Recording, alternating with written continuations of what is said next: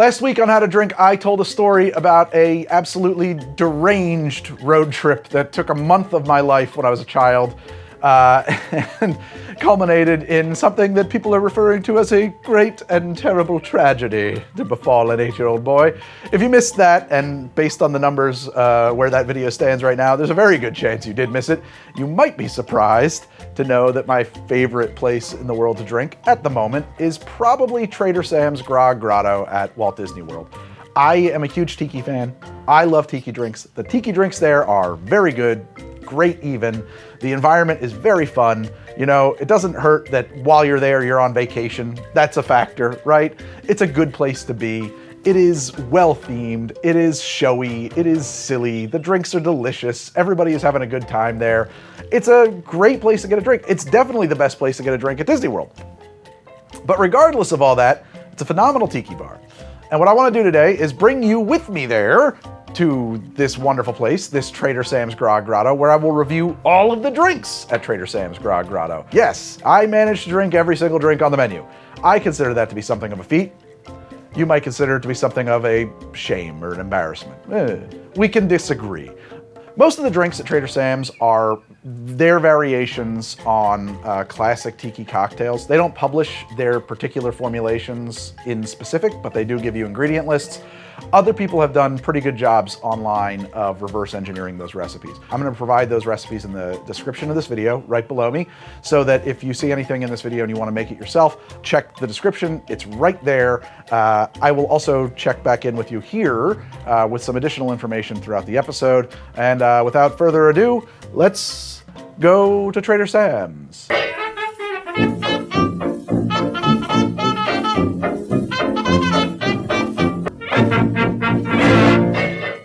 All right, so I am here at Trader Sam's. Let me tell you, this is one of my favorite places. It's stupid good fun. He came all the way from Cleveland to come to Trader Sam's to order the tikiest drink that has ever tikied. What is it? It's a Bud Light! It's very, very silly. The drinks are top notch. The people that work here because they love it. And I think that if you're here at Disney and have the ability to do so, you really do need to give this place a visit. It is a rare and special treat. All right, you're going in no particular order at all. I'm going to start with the Skipper Sipper. This is a non-alcoholic drink. This is tropical juices, organic agave nectar, falernum, mint, fresh lime juice, topped with soda water. Obviously, it's non-alcoholic falernum. So this is the Skipper Sipper. It's great. It's a mint soft drink. It's cold and refreshing. It's sweet but not too sweet. It kind of reminds me of like almost the way that Moroccan mint tea is, but like lightly carbonated and a little bit brighter. The real challenge though is, what does my kid think of it? Okay, her first response was that it was horrifying, and then she decided it was okay, but that she didn't love it. So maybe I'll have an update on what the 7-year-old thinks in a moment. I don't know. That seems inconclusive as of yet. This is one of the other non-alcoholic beverages on the menu. This is called Schweitzer Falls. It tastes like pineapple juice and Sprite. There's nothing wrong with that. Maybe there's a little extra kick to it, a little more tang, a little floral note that comes up at the end there. I use something called Gorilla Grog, which is a mix that they make here at Sam's. I'll put a breakdown in the video somewhere about what that actually is, but a lot of it is Pog. So if you were to take Pog, passion fruit, orange, and guava, and mix it together with maybe some pineapple juice and some Sprite, you'd probably have a good approximation of what this tastes like. Let's do the real test. Let's see what the 7-year-old thinks. Sid, I'm watching her reaction, fluttering eyes, inquisitive glances. She likes it more than the other one, so I think we've got a winner here. So I just mentioned Gorilla Grog, and Gorilla Grog is going to come up a bunch more times throughout this episode. What is Gorilla Grog? It's a really simple ingredient to make. As a bit of background, since like the dawn of Tiki bars have had house mixes, house syrups, house juices, house blends that they kept behind the bar and used in their drinks, their recipes, their formulations that they kind of tried to keep a little bit secret. Gorilla Grog is in that vein. It's in the vein of, Don's Mix or Gardenia syrup or like Trader Vic's No. 2 or any number of these house mixes that would have been used in Tiki bars since the dawn of Tiki. Gorilla Grog happens to be a really easy one to make. It's basically Pog juice. Pog stands for passion fruit, orange, guava. I say basically Pog juice. It's Pog Juice Plus. I know what you're saying, Greg, why are you using a commercially available pre-mixed Pog Juice? It's a good question. So one, you can get your own passion fruit, orange, and guava juices. You may have a hard time getting fresh guava juice or fresh passion fruit juice, particularly unadulterated guava juice or passion fruit juice. If you buy like, I'm thinking, is it Goya? Like the nectars that you often find in the Goya aisle at the supermarket or something like that, those all have extra syrups, citric acids, all kinds of things in them. So when I think about like trying to make my own Pog, and if I have to reach for that because those are the ingredients that are available to me, I kind of like, why? Why would I do that? I'm basically right back here. The other reason is that as far as I am aware, this Pog, or I think there's one other brand of Pog, which is a fruit juice that's popular in, I know Hawaii, I think across, the Polynesian islands. And if I'm wrong, I apologize. I think that these particular commercially available brands of Pog juice are actually what is being called for when Tiki recipes call for Pog juice. Sometimes it makes sense to use the freshest ingredients possible, but sometimes that's actually not what the recipe wants. If you make a gimlet with fresh lime juice instead of lime cordial, you're not making a gimlet. It's a fundamentally different drink. Make your own lime cordial, great idea, but honestly, Rose's lime cordial isn't that bad. So I'm gonna show you how to make Gorilla Grog right now. Very, very simple. And that way, if you're interested in making any of the drinks in this episode, and the recipes are in the description of the episode, you'll know how to make your Pog juice. It's 1 part passion fruit juice, 1 part orange juice, 1 part guava juice, 1 part pineapple juice, which by the way is not part of Pog. It's not the P, it's not pineapple, it's passion fruit. Half a part lemon juice, half a part orgeat, half a part falernum. My orgeat is homemade and I'm running low, but you can use Small Hand Foods orgeat, you can use BG Reynolds orgeat. And in fact, BG Reynolds is the syrups that they use at Trader Sam's, and I think actually kind of across Disney property. So BG Reynolds is the falernum to use here if you really want to be as accurate as possible. Technically, I should have BG Reynolds orgeat, but I don't, and it doesn't matter because the measurements are the same. Okay, here we go. I love these, by the way. These are from Crew, not a sponsor of the show. Kind of wish they were. You can unscrew the bottom on these. People ask me a lot, where did you get the bottles that you could unscrew the bottom of? That's Crew bottles is the answer. I'm just gonna combine 2, 4, 6 ounces of Pog, 3 ounces of orgeat, which is just out of the fridge and gonna pour pretty slow. I hope I have enough room for the rest of these ingredients, but we'll find out. I'm gonna need 3 ounces of BG Reynolds falernum. Yeah, I think, woo! Okay, you're gonna fall over on me. Crew bottles. The thing you need to make is a stand for these when they're upside down. That would be great. One of these days I'm gonna get around to 3D printing one. All right, now I need some lemon juice. Fucking better hold. That's 2 or thereabouts, close enough. Oh, I'm gonna close this bottom up and put the last ounce in the top because it'll fit better. And we'll get our last ounce in there. Right to the neck. Very close. I'm just gonna shake that up real good. And that's it. That's how you make Gorilla Grog. When you have a new syrup like this, you might be tempted to just taste it, and there's nothing wrong with that. That's a really wonderful flavor. Lemony. It's bright, crisp, Christmassy, fruity. It's just a lot of flavors going on in there. That's really cool. But I think the best way to test the syrup is to quickly make a soda with it. There you go. And this is my Pog soda. That's delicious. Tastes like walking through a tropical garden. Like the smell, the aroma is so floral, but like tropically floral. Plumeria, gardenia. So a lot of the drinks in the episode do call for the Gorilla Grog, and if you want to make any of them, there is the Gorilla Grog. Now let's get back to that bar. This is a Polynesian Pearl. We have a pearl! It's their version of a pearl diver. It comes in this little plastic pearl that you get to keep. So this is... Are you looking into my lens?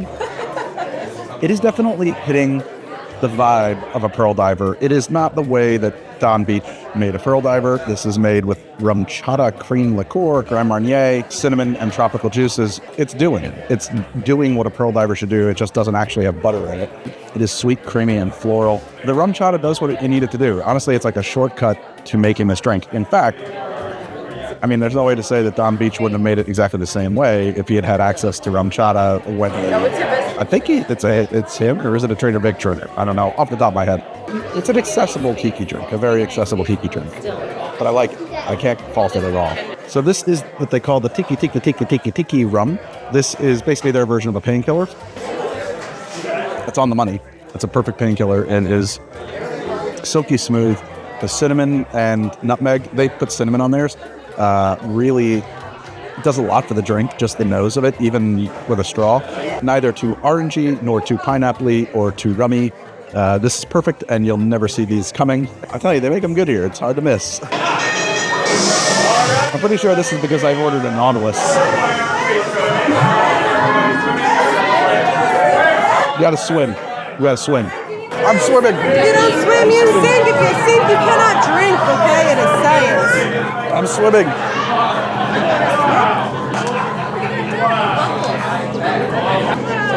It's a silly and wonderful place. So this is the Nautilus, very large drink designed to be shared by at least 2 people. It is made with Cruisin' Mango Rum, Appleton Rum Estate 8-year Reserve, Combier Cream de Pêche de Ligur, that's a Combier Peach Effort, tropical juices, and Falernum. And I should point out they use a non-alcoholic Falernum here. It's a tangy passion fruit kind of drink.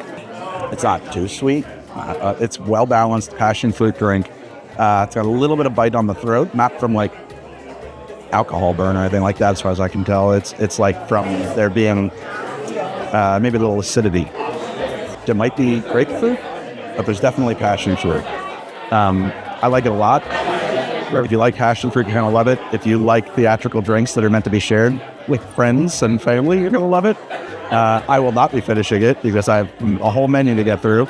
So just like any tiki drink anywhere, a lot of the recipes on the menu of Trader Sam's are going to call for Falernum. Usually when I make tiki drinks, and I think this is true for most people, I have a tendency to use John D. Taylor's Velvet Falernum. This is a 11% liqueur and is quite delicious and pretty easy to find, actually. At Trader Sam's, they prefer to use B.G. Reynolds Falernum syrup, a non-alcoholic version of Falernum. If I'm not mistaken, I think that the reason for that is that there's a Florida law that limits how much like ethanol, how much alcohol a bartender can place in front of a single guest at a time. And as a result of that, when you're building cocktails, if you have an ingredient that could be alcoholic or not be alcoholic, it's probably beneficial to save your alcohol for other things like rums and curacao that can't really be non-alcoholic. I don't think I've ever tried the B.G. Reynolds Velvet Falernum on its own. For all I know, maybe it's better. Just for comparison's sake, if you're planning to use John D. Taylor, or if you're planning to use Velvet Falernum, I'm gonna taste them both right now and just show you what the difference is so that you'll know what you're either getting more of or less of between the two. Okay, very simple idea. A taste test of Falernums. A Falern-off. A Falern-off. I have a couple of glasses here. This is super scientific, guys. We're gonna pour some in there. Ooh, look at that. We're gonna pour some in there. Oh, look at that. There we go, Falernums too. So the first thing you have to notice immediately is that B.G. Reynolds is a, cloudy or jatte-looking syrup, whereas Velvet Falernum is clear. So right away I'm wondering, how similar could they be? I don't know, let's find out. So this is John D. Taylor Velvet Falernum on its own. It's delicious, it's super nutty, and with a slight touch of bitterness and a little bit of smoke, believe it or not. It's very sweet. There's a very cherry wood, sweet kind of wood. I think there's some allspice in there, definitely probably some cinnamon, maybe even ginger. Raisiny, there's definitely some of those raisin notes. I forget what chemical that is that makes that flavor happen. Do a palate cleanse with some sody pop, just seltzer here. And now I'm gonna taste what the B.G. Reynolds tastes like. Way more clove and allspice and cinnamon. Much brighter, a little more acidic. Got a citrus note in there for sure. They're different. They are different animals. This one has clove in it. Clove, yeah, clove, to the point where it almost burns your throat. Honestly, this is a louder flavor by far. I can see why they would be interchangeable, and I'm gonna say that they are. They'll be interchangeable in that you will get good versions of the drink you're making with either, but you're gonna get very different versions. I think, to be perfectly honest, now that I'm putting them side by side, I think in large, multi-ingredient tiki cocktails that have a lot of fruit juices, a lot of spirits going on, The BG Reynolds is probably gonna be the louder Falernum. It's gonna have a lot more oomph in it. The John D. Taylor is a much more subtle flavor. It's not subtle like in abstract, but it's subtle by comparison to the BG Reynolds. You know what? I might be a convert. I think there's a leathery note in the velvet that I really like. They are actually quite different. Well, I think they're both really good. They both bring kind of different elements. I wish I could say that one was better than the other. I will say that BG Reynolds is louder and more clovey. John D. Taylor's is woodier and less acidic for sure. Not that it has like much less citrus notes. Hopefully that is useful for you, but at any rate, if you're trying to do one-to-one recreations of these drinks, the Falernum that they use is BG Reynolds. And in fact, I think that all of the pre-made bar syrups that they use are from BG Reynolds. I think that's like the supplier. And while I have your attention, I do want to just like let you know that my show here is supported by my patrons on Patreon. And so thank you to everybody who supports the show through Patreon. If you are interested in helping me make this show, helping me say no to advertisers, and just getting more how to drink, if you love the show, I would ask you just to take a peek over here in the link in the pin comment, take a peek in the pin comment below. That's the corner eye, that's the I button. If you're interested, please take a peek up here at this link or the one down in the pin comment below. They go to the same place, they're gonna go to my Patreon. Over on the How to Drink Patreon, you'll find behind the scenes content, you will find exclusive episodes, you will find, sometimes there's outtakes. You can watch episodes of How to Drink without ads. We're doing that going forward. There's a private Discord server that is full of really cool people. It's a wonderful community. Great guy, Dennis, mods it, and everybody in there is just having a wonderful time talking about the show. I'm in there bouncing episode ideas. We're talking about behind the scenes stuff, YouTube analytics, all that stuff. If any of that interests you, or if you just happen to love How to Drink and want to help me make it, because YouTube has become very unreliable lately, check out the links. And thank you again to everybody who does, and thank you especially to those who are currently supporting the show. Thank you. This is for you. I toast you with a glass of Falernum soda. Let's get back to Trader Sam's.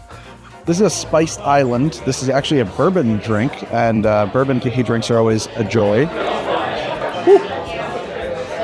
That does not hide the bourbon. I like that. Lots of peanut notes in that. Lots of almost like Thai food, honestly, on first blush.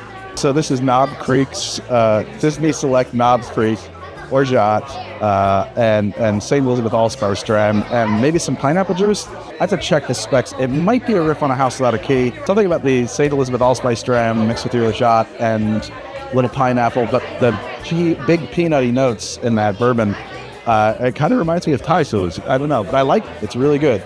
But it's a bourbon forward drink. And I think that on a tiki menu, if you're going to have pure bourbon and your gin drinks there, most of it's going to be rum.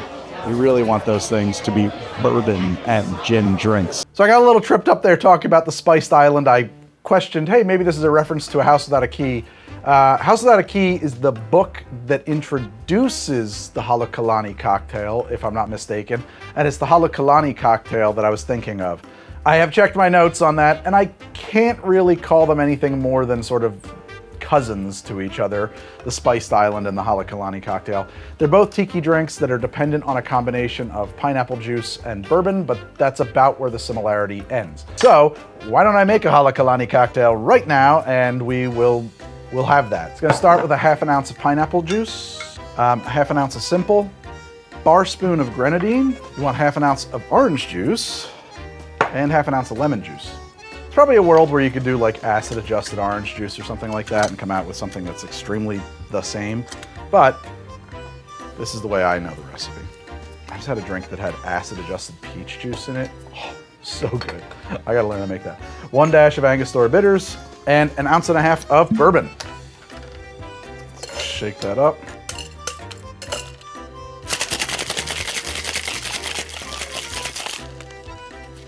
In my opinion, you get some leeway on how to serve this. I'm gonna serve it up.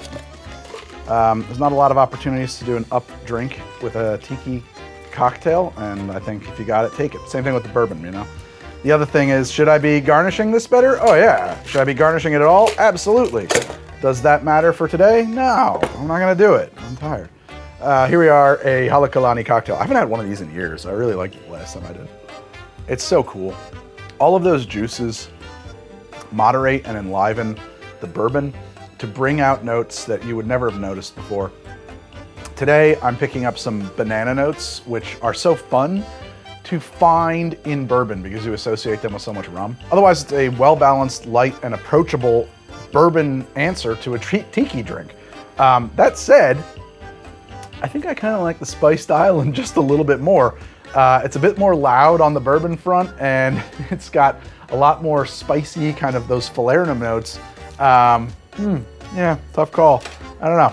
But anyway, that's how you make a Halekulani. It's probably a good time to point out that although they are not at Trader Sam's because they have awesome tiki mugs, all the glassware on how to drink is provided by Visky Glassware. They like the show, I like the glasses. We said, why don't we get together and have a nice time? And now we are. And so if you use code HowToDrink15 at checkout, go to visky.com using either the link down here or up here in the corner, you're gonna get 15% off of all the glassware or anything for your bar that you buy from them. And if you're watching this show, you probably need glassware and barware, so why not go do that? Thank you to Visky.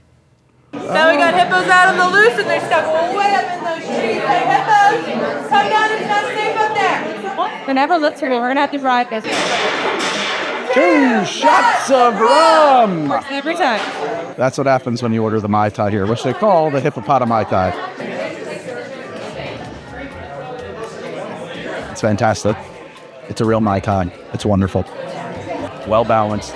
Almond and lime and a little, there's a wisp of mint. What's not to love? Honestly, it's one of the better Mai Tais you can get out. All right. This is the Krakatoa Punch, Sailor Jerry Spiced Rum, Pirate XO Reserve Rum, Orgeat, Trader Sam's Gorilla Grog, and Hibiscus Grenadine, and a light up ice cube. It's aerated in a really frothy, almost foamy kind of way all the way through. The Gorilla Grog is kind of loud here. I mean, like, you're starting to notice that as a recurring flavor. This has plenty of orange and guava flavors in it. Passion fruit is a little bit more muted on this one. This actually has a real kind of a bottom to it. I don't know which of the rums it is, but it has a really kind of a dark sort of flavor, real depth, and kind of a base spiciness. I'm not sure I'm putting this into words very well. Doing my best. I don't think it has allspice dram in it, but the end result reminds me of a Mai Tai that you put some allspice dram into, if that makes any sense. So this is the Spikey Pineapple. It's a Dole Whip that's been spiked. It's exactly what it says on the tin. It's a Dole Whip that's been spiked. It's very thick though. I would expect that if I took a Dole Whip and threw some rum in it, it would thin out to the point of being like slish sloshy shloop. This one, you gotta eat it with a spoon. It's still like ice cream. So it'll melt a little and become a little more drinkable. But otherwise, it's everything you love but a Dole Whip plus rum. I suspect that the Spikey Pineapple is made in a drink mixing machine with the alcohol in it so that it's all high density, so that it's all thick. It's all very thick as opposed to being a Dole Whip that's been thinned out. I'm watching Mrs. How to Drink right now try to get a sip in vain. She gives me the thumbs up though. She likes it. We suspect that it might be a favorite of hers. Is it a favorite of yours? She likes it. This is Rosita's Margarita, currently in a hurricane glass. I kind of wish it wasn't, but that's a lot of salt on that. I better do it with a straw.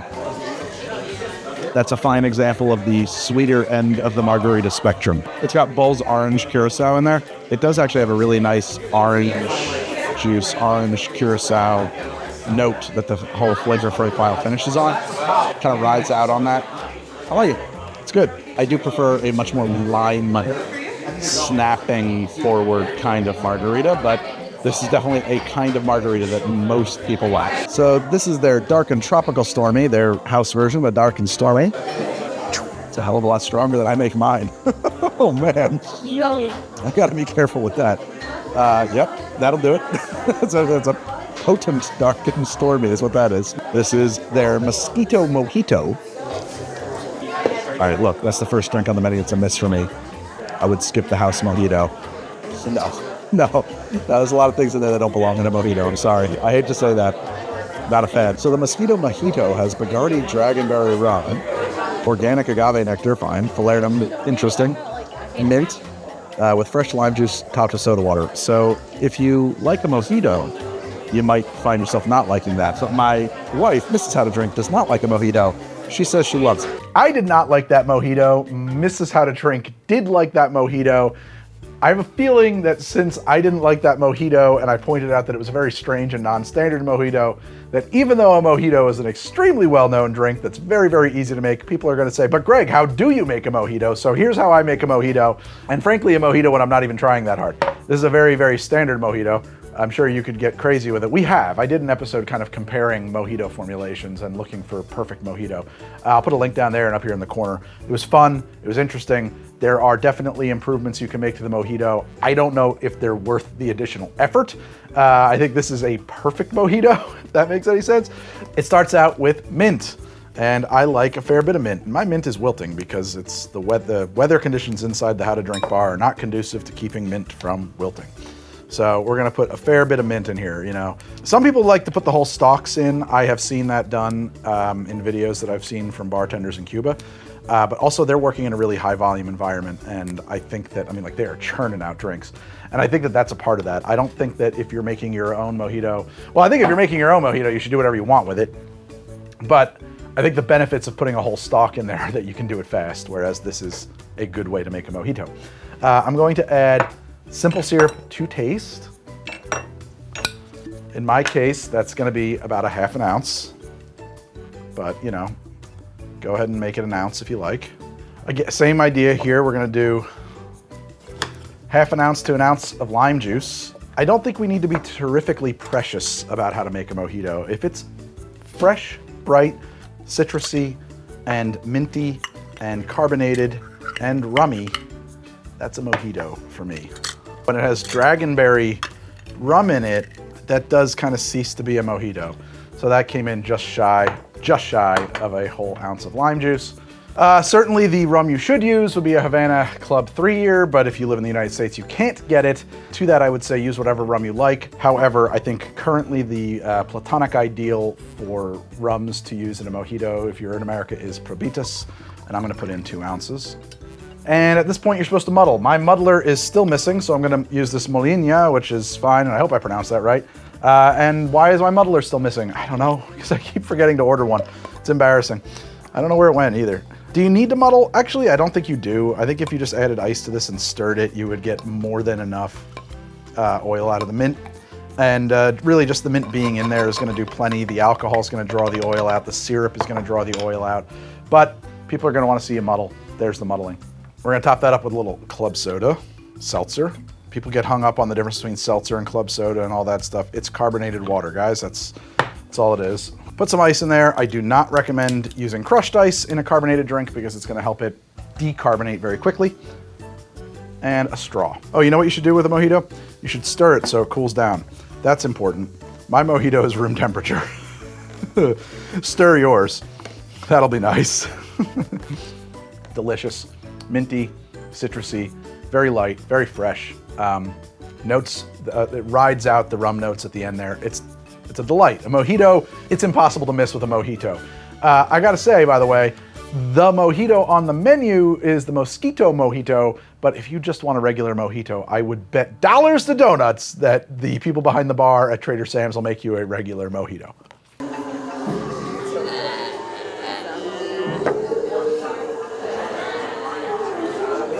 A zombie.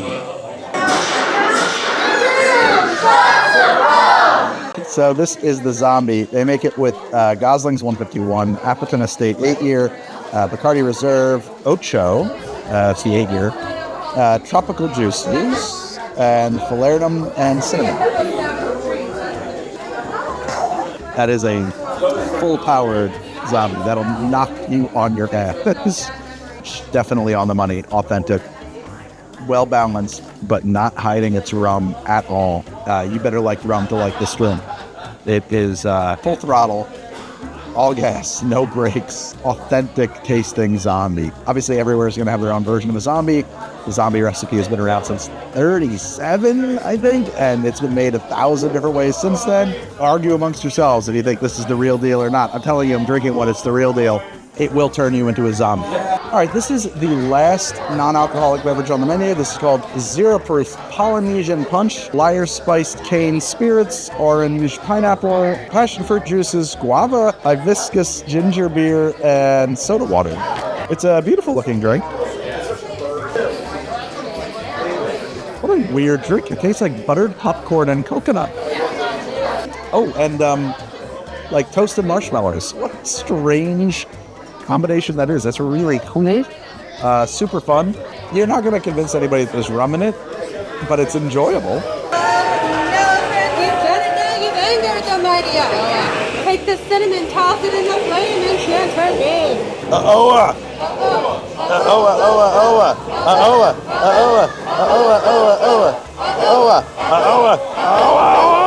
It didn't work though, right? It's so hard. It's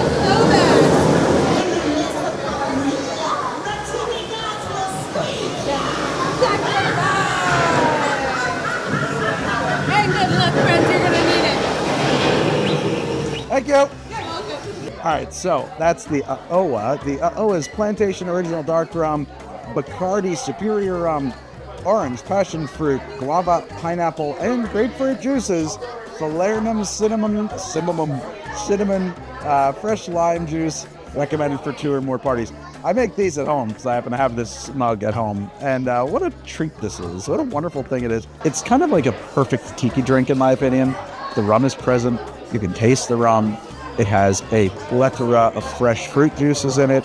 It is approachable. It tells you it's there. It's not a weak drink. It doesn't sneak up on you. It's strong. But it's definitely something that tiki casual, cocktail casual people could totally enjoy and enjoy with you, which is the fun of it, right? Being able to have a few straws in there and all be taking sips from it. It's like the quintessential shared tiki drink. I love it. It's perfect. Flavor-wise, you get the orange, the passion fruit, guava, the rum. It doesn't have any of those like deep, dark, spicy, kind of allspice notes that some other tiki drinks do. This one's meant to be enjoyed by a lot of different kinds of people. You get the passion fruit, you get the orange, you get all of those things. You get some of the demerara, bottomy kind of notes of the rum, the hogo is there, just a little. A lot of these other drinks like that I really like have stuff from the kind of Angostura school of thought, stuff from the allspice dram kind of world. Those I think can be kind of divisive. There's nothing in here that's divisive. That's not to say that it's like unbalanced, because it's not. It's a well-balanced drink. It's not too sweet. It's not too strong. It's not too sour. It's right on the money. But some of those funkier, spicy notes, those kinds of Christmas spices, those allspice notes, not everybody's going to love those. Not everybody's looking for those. This is not going to have that. And I think, honestly, if you don't know what else to order and you're here with some people, get an Aoa. You're going to love the show. You're going to like the drink. It's going to be great. So with that, I've had every drink on the menu at Trader Sam's, but I haven't had every drink off the menu at Trader Sam's. I don't think I ever really could, because there's a secret menu, which I will not be able to talk much about, but you should inquire about if you're over here. There is also the ability to order off menu. The people who work here because they love working here. They really know their tiki stuff. They have a few other ingredients behind the bar, and if you ask for something, you might just get it.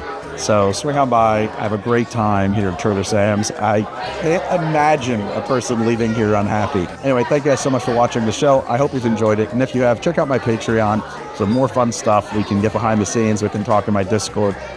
Like, subscribe, all those things. And here are 4 other things that you may have missed that have been on How to Drink, because I've been making the show for forever.